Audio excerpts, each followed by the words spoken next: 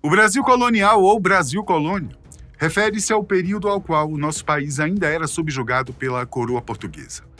E isso durou entre o início do século XVI até meados do século XIX, quando houve a independência. Durante esse período, a economia e o sistema social da colônia estavam marcados principalmente pelo predomínio da mão de obra escravizada e pela economia de exportação de gêneros coloniais como açúcar, tabaco, ouro, diamantes, algodão e outros. A escravatura foi um período lastimável, não só no Brasil, como em vários outros países que utilizavam a mão de obra forçada e sob regras duras, especialmente nas tarefas mais árduas e básicas da produção: plantio, colheita, separação de grãos, processamento e outras tarefas do campo.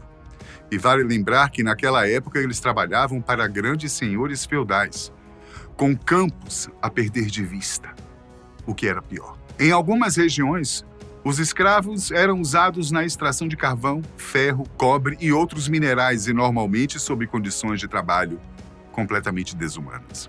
Os escravos não tinham direito a qualquer benefício e geralmente trabalhavam em ambientes sem qualquer preocupação com segurança, higiene, bem-estar e saúde dos empregados. Se algum acidente ocorresse, o que era comum, ou qualquer um deles adoecesse e ficasse incapaz de trabalhar, era simplesmente descartado. E se não houvesse outro para colocar em seu lugar, seus colegas preenchiam as lacunas deixadas por ele, ou seja, faziam o serviço deles e também o do companheiro. Nas cidades eram obrigados a lidar com os afazeres domésticos de suas patroas, como cozinhar, fazer a faxina geral, cuidar das crianças e servir a família. Eles também eram frequentemente usados na construção de edifícios, estradas e outras infraestruturas. Além disso, trabalhavam em oficinas de artesanato, produzindo roupas, móveis e outros bens. Aqueles que possuíam dons para a música ou representar algum personagem tinham não regalias na forma literal da palavra, mas alguns privilégios que os demais não tinham, mas ainda assim eram tratados e vistos como escravos. E como todos eles não tinham direito a nada. Para efeito de informação, o Brasil é ainda o campeão de negócios humanos. Foram quase 5 milhões e 500 mil escravos negociados entre Portugal e Brasil, naqueles séculos.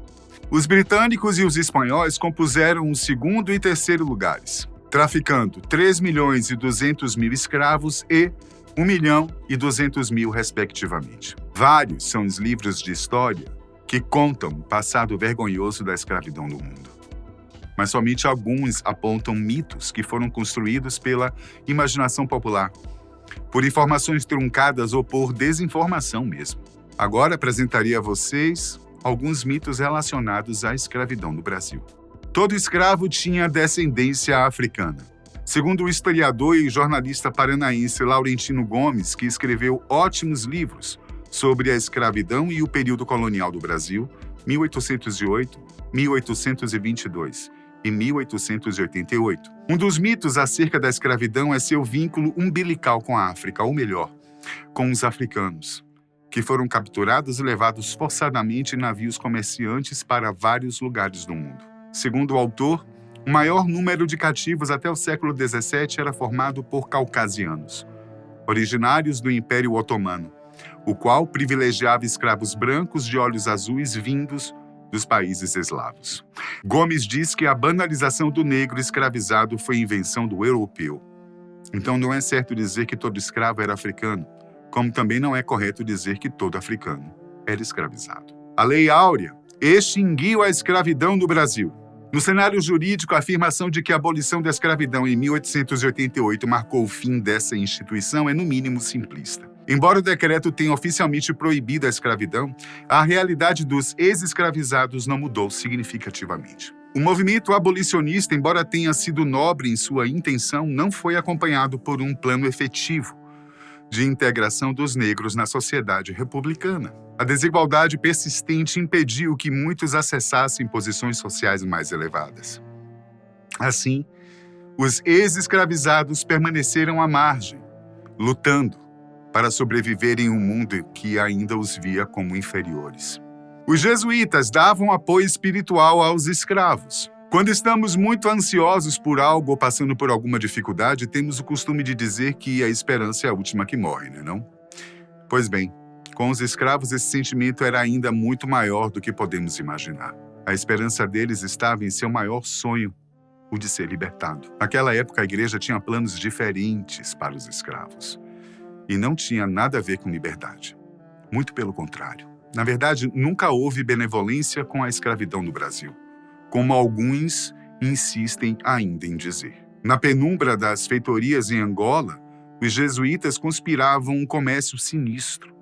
Ali batizavam os africanos desalmados e, paradoxalmente, lucravam com sua venda. Os navios negreiros partiam de Angola, carregando consigo a dor e a esperança de milhares de almas aprisionadas. Em 1549, o padre Manuel da Nóbrega, fundador de São Paulo, escreveu uma carta à Companhia de Jesus. Nela solicitava mais escravos para o colégio, justificando que as fêmeas fazem a farinha e todos os principais serviços e trabalhos são delas. A crueldade disfarçada de pragmatismo ecoava pelos corredores da história.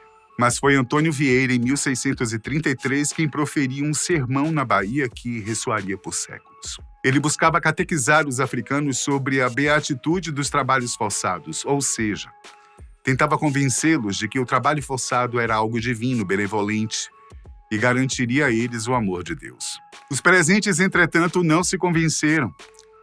A fé não aplacava a fome, nem aliviava as correntes que marcavam suas peles. Naquele tempo, os fiéis convertidos frequentavam a missa com manilhas de cobre e correntes de ferro, como se estivessem sendo levados ao navio negreiro e não a uma igreja. A religião, muitas vezes, era cúmplice da opressão.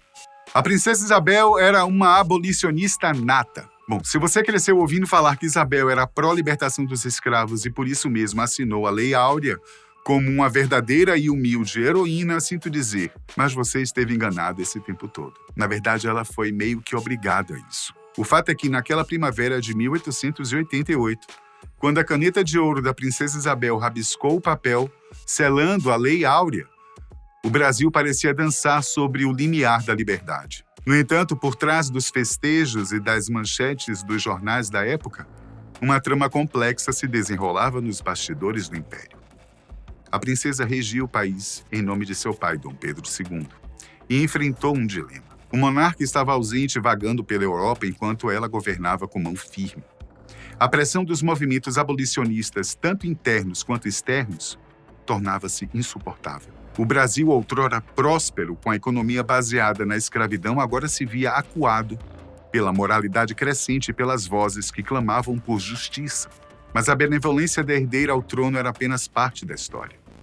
Nos corredores palacianos, sussurros indicavam que a abolição fora premeditada. Pedro, debilitado e distante, precisava de um apelo popular para consolidar seu terceiro reinado. Isabel, astuta e consciente das marés políticas, viu na libertação dos escravos uma oportunidade. A caneta deslizou e a Lei Áurea emergiu, libertando mais de 700 mil almas. No entanto, o tiro saiu pela culatra. Os proprietários de escravos não ressarcidos pelo governo sentiram-se traídos. A República, que surgiria no ano seguinte, encontrou apoio entre eles. As correntes da escravidão foram quebradas, mas as teias do poder continuaram a envolver o país. Hoje, olhamos para trás e vemos a Lei Áurea como um marco, mas naquele momento ela foi um ato de equilíbrio delicado entre interesses, paixões e o futuro incerto. Os escravos não participavam dos processos de abolição. Nas sombras da história, os negros não permaneceram passivos durante o processo abolicionista, muito pelo contrário.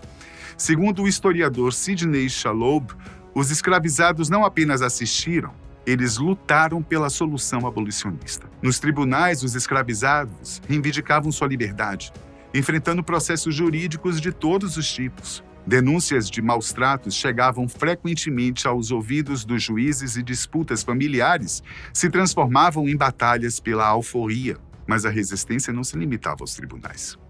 Quilombos escondidos, atos de sabotagem, tirar a própria vida e até assassinatos de senhores criavam um clima de insegurança para as elites. As correntes da escravidão rangiam sob a pressão dessas ações. Assim, o discurso abolicionista emergia como uma resposta indireta. Os negros, mesmo aprisionados, teceram toda a trama que os levou à liberdade, mesmo que tardia, e em algumas vezes disfarçada. Com o passar do tempo, a abolição se tornou mais do que um decreto. Ela foi um grito de justiça que ainda ecoa em corredores e becos de muitos lugares do mundo. A abolição não beneficiou a proclamação da República. É bem o contrário dessa afirmativa. A abolição da escravatura foi decisiva para a proclamação da República. A questão central para a monarquia brasileira era a escravidão. E nesse aspecto, a política imperial conseguiu desagradar todos os envolvidos. Em primeiro lugar, desagradava os escravizados e os defensores do processo abolicionista, pela forma violenta e gradual em que ocorreu o processo da abolição. Em seguida, desagradava os proprietários de escravizados, por considerarem injusta não haver indenização para a libertação dos escravos. E, em terceiro lugar, a morosidade do processo desagradava o exército, que, pela grande participação de negros na Guerra do Paraguai, havia adotado uma posição favorável à abolição. Assim, é correto afirmar que a abolição da escravatura foi decisiva no processo da proclamação da República.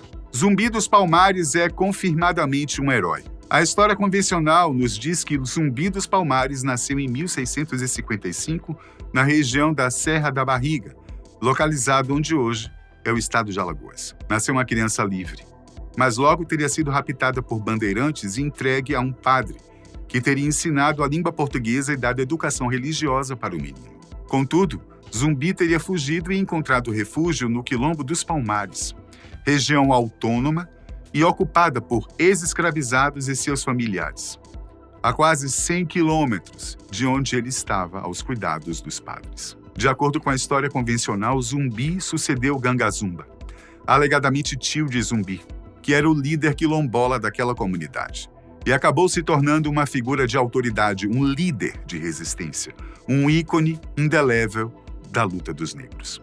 Sem querer criar qualquer intriga, mas há historiadores que discordam dessa biografia de Zumbi dos Palmares. E, de acordo com o historiador Jean-Marcel de Carvalho França, as informações que poderiam trazer mais conteúdo e credibilidade à história de Zumbi são escassas e muito do que a gente sabe veio de causos de rodinha em torno da fogueira. Segundo o historiador, não há descrições diretas e completas a respeito de Zumbi. Há relatos sobre os conflitos existentes na época, como também descrições a respeito da organização existente nos quilombos. Mas sobre Zumbi dos Palmares mesmo, não há nada de concreto.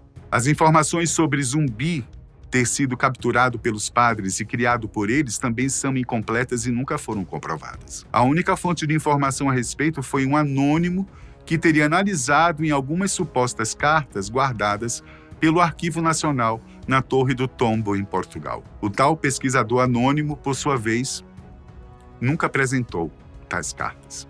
Zumbi dos Palmares era seu nome verdadeiro. Esta é outra afirmativa perigosa, já que pode levar a um erro original. Muitos historiadores têm convicção de que Zumbi não era o nome verdadeiro deste personagem da história brasileira. Eles alegam que poderia ter sido um tipo de apelido dado à pessoa em questão, ou uma espécie de título adotado pelos líderes dos quilombos. A dificuldade em se encontrar informações mais ricas a respeito dele pode ser explicada pelo fato de ele não ter sido registrado em qualquer lugar como Zumbi, e sim com outro nome. O complemento dos Palmares não era um sobrenome, mas sim um adendo ao nome ou apelido que dizia a qual comunidade ele pertencia. Como ele vivia no Quilombo dos Palmares, Zumbi dos Palmares tinha sua morada inconfundivelmente identificada quando seu nome era pronunciado. Zumbi dos Palmares realmente foi quem dizem ter sido ou somente um ícone de representação política na questão racial? O que é que você acha? Escreve aí nos comentários.